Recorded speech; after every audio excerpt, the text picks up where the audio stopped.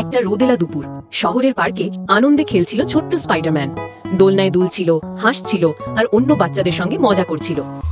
সবকিছুই ছিল খুব সুন্দর। হেড, তার বিশাল হাত আর মাথার জায়গায় দুইটা সাইরেন ভয়ঙ্কর চিৎকারে কাঁপতে তাকে ধরে মাটিতে জোরে ছুঁড়ে ফেললো।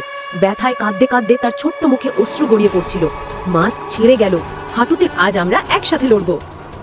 রাত নামলো, দুজনেই হিরোর পোশাকে প্রস্তুত। জাল ছুড়ে আকাশে উড়ে আবার পার্কে ফিরে এলো বাবা আর ছেলে।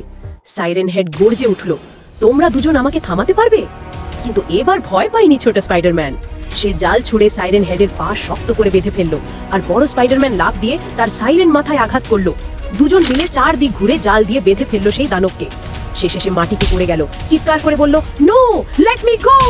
কিন্তু সব শেষ, সাইরেন হেড পরাজিত। জনতা হাততালি দিল আর বড় স্পাইডারম্যান ছেলেকে কাঁধে তুলে বলল, আজ তুমি সত্যিকারের হিরো।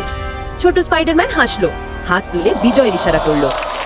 মনে রেখো, যত বড়ই শত্রু হোক, সাহস, হৃদয় আর একতা সব সময় জয়ী হয়। Subscribe.